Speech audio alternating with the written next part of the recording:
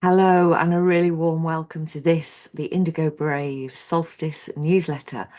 It's December, it's 2025, and we in the Northern Hemisphere are deep into the winter solstice. It's that beautiful, watery winter light today. Of course, if you're in the Southern Hemisphere, then perhaps the articles around the summer solstice will be more resonant for you at this time of the year. So let's crack straight on with our reflections. So, reflections this time, we're going to focus on the winter, the darkness, embracing the darkness. Of course, you can read this blog on our website, but I'm going to read it now for you as the client, brilliant client who suggested it about 6 months ago now has continued to listen, and that has grown and grown. So thank you to all of those, all of you who are listening. Here we go. So the winter solstice marks the longest night of the year. This for us is a sacred pause where darkness reaches its fullest expression before the light begins its gradual return. We see this in nature, we see this in the world outside, and of course, this isn't a mistake or a failing. It's a completely necessary part of the cycle. A time when growth happens, but it's happening quietly. It's happening beneath the surface. It is unseen, but it is essential. Growth that is not yang, it's not in that energy of push, it is the yin. So the winter solstice offers us a powerful invitation to reflect and to create space. We can look back over the year with honesty and compassion. We can honor what has worked as much as what has not. We acknowledge the changes that we've made, the lessons we've learned, and the moments where life asks something different of you than you expected. Really important. We know what our expectations can lead to, whereas we stay in the moment, if we stay with what life is really giving us, then we can learn a lot more. So, this reflection is never about judgment. It's not about being harsh on ourselves or overly positive on ourselves, actually. It is about awareness. And awareness is always where meaningful change begins. So, a lot of Indigo Brave's coaching work is about this very point. The winter solstice can also act as a conscious threshold. We don't do initiation so well in our society, the Western society at the moment. Life can often seem like as soon as you've grown up, it's a sort of mad dash to the grave. And this is not how the human body really likes to operate, in my experience. In my experience, embodied success, which we're all about, embodied success involves thresholds, it involves stepping over, it involves initiating ourselves into the next chapter because it is change. And that initiation, that stepping over the threshold, really lets us consciously let go, lay to rest what no longer serves. Old belief systems. Oh, how many of those am I preparing to let go this winter solstice? Habits that once protected you but now constrain you. Emotional or energetic burdens that you've been carrying, perhaps out of loyalty, fear, or just habit. How many contracts are you still running in your head, perhaps to your family, which are no longer relevant, perhaps to friends whose energetic frequency just doesn't match yours anymore? Well, winter teaches us that release is not loss, it is preparation. So, although there may be some loss within it, the loss is a healthy loss. It is a loss of, yeah, that is actually the moment to let that go. So, can you give yourself some space this winter solstice? Can you be ready to truly lay down? We've been doing a lot of work on letting go since Samhain and the November change of season. Now we can really bury in the earth all that we have prepared to lay down. So it can be compost, Mother Earth always knows what to do with any compost that we can give her. So, what's ready to be laid down so that I can live more deeply, more authentically, more passionately, more creatively in the coming year? It is the yin season, and yin is really important. In our culture at the moment, we often celebrate the yang. Yang is expansive, it's expressive energy, it's the outward facing. But winter draws our energy inward. It's reflective, it's intuitive, and deeply restorative. We were talking about the lung energy of the last newsletter. Well, now we're going into our water element. We're really sinking deep into the yin element, the kidneys. Ah, I can just feel that out breath as I say that. How often do we honor our kidneys? Such a fundamental and key part. In the Chinese system, it's the key organ for our energy. So darkness is not our enemy. We live in a culture where light is praised and energy is praised and outwards is praised, but darkness is incredibly important. Quiet is incredibly important.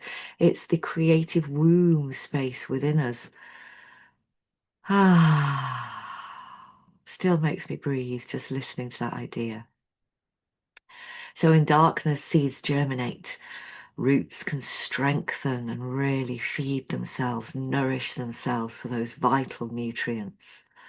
Oh, we so need the darkness, the inner darkness that we can drop into, because it's there where we can feed ourselves with wisdom. If we cut ourselves off from this, we also cut ourselves off from our shadow. And our shadow self is part of being human. It is not a problem. It is not something to get away from or heal or fix. It is our shadow side. It is our primal side, our wounded side, the side that we can actually get to know better and better and better. And that's where the wisdom comes from. It comes from acknowledging, knowing, and being able to be with our shadow. Carl Jung said, "It is not our shadow that causes harm, but our refusal to see it." So, this shadow part of ourselves is often what we deny because we don't like to see it. It's what we really don't like about ourselves, what we wish wasn't there.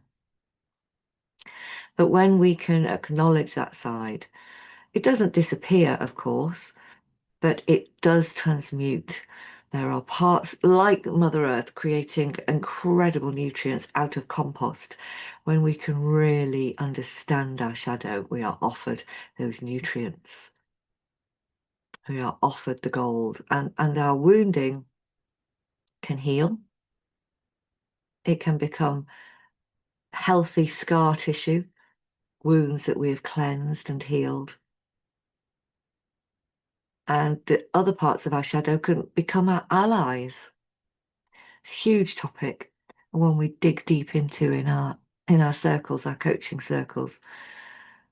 But for now, just hold the awareness.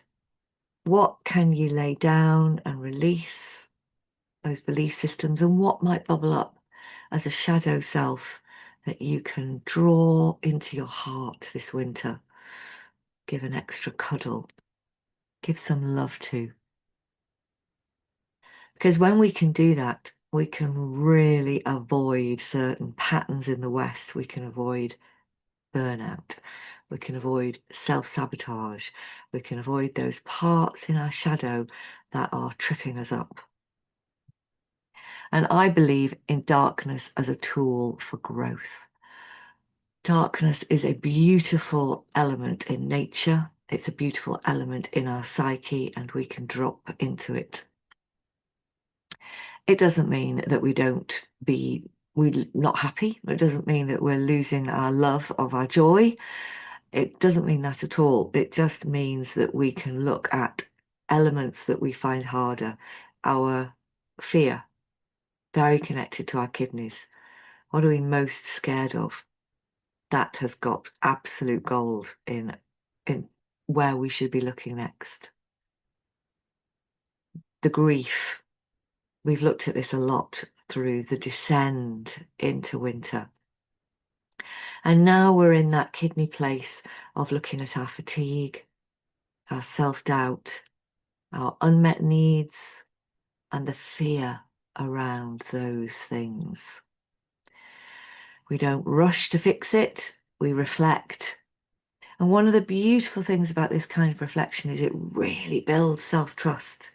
You know, when your shadow trusts you, you can live more deeply. When your shadow is known to you, then you can take it into those incredibly key meetings with you because it is no longer a problem. It is, in fact, a huge source of power. It's what makes you authentic. You know yourself. And for leaders, of course, this is especially potent because it's also the capacity to sit with the uncertain. This is an eldership skill. Can we really acknowledge the uncertain, the complexity, the ambiguity? Can we sit without immediately trying to force resolution? So important at this time of enormous change across our society, across the planet. I genuinely believe that winter can allow us to see how to do it. It can teach us. Take the pause. And this enables us to live more deeply because the promise of the winter solstice is if we pause, then the light will renew. But it does so slowly. It does so gradually with patience. The light starts to build for us on the 22nd. On the following day from the solstice, it will be a little longer. We can't really see that with the naked eye. We can't really experience that. We need patience. And this is another true eldership skill, a leadership skill that is seriously undervalued and underused when it comes to real leadership. It creates value because it enables a deeper truth to come to the surface, a more powerful truth, a more paradoxical truth sometimes, but that is what truth is. So go into this solstice, this winter, really giving yourself some time. Perhaps you can save an hour to really journal and to sit with the dark. Perhaps you might take a whole day. This year, I'm treating myself to 3 days. 3 days for the solstice. And things have encroached, but that's normal. That is normal in my life. And what I've done is I've really carefully held the intention of the day, and then the things that are going to happen, like an important meal with my son's girlfriend who can't come at any other time. Life is life. When things are coming in, I have very carefully boundaried around them. So yes, that will happen, and these are the boundaries. I'm going to need help because I won't be out and about. I'm going into a meditation just before it, so I can make sure those things are held in space. Ah, and I'm starting my retreat for self. It's not a physical retreat, but my own retreat actually today, which is the 19th. It's a really powerful day, and our choir are singing a concert this evening. And I've even got solos in that concert. So these things aren't, for me, this retreat isn't, I have done silent retreats and completely go away retreats. This is different, but I will be resting a lot more in that day. I will be coming into that concert from the space of the yin and allowing that to express through me in the beautiful music that we're going to be singing. So that's my reflect and rest. What's going to be yours? How are you going to engage with your inner landscape? To look forward by looking back.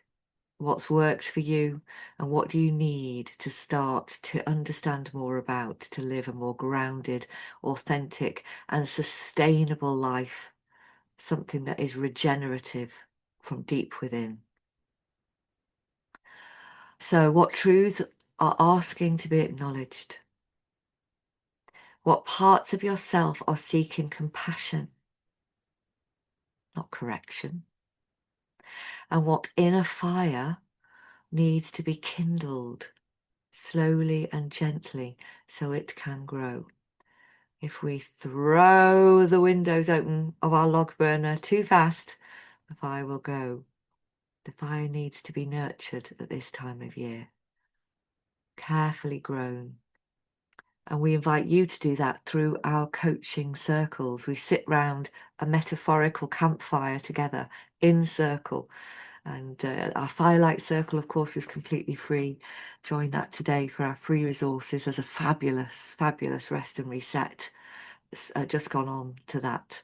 And that is all about making sure that we can rest and reset for the winter season and truly discover our self-worth to another level. And then our kindling, where we're growing that fire gently and slowly. So you are very, very welcome. We look forward to joining you there. And yeah, we look forward to your comments, your experiences and your understandings of what this solstice has brought you. Thank you.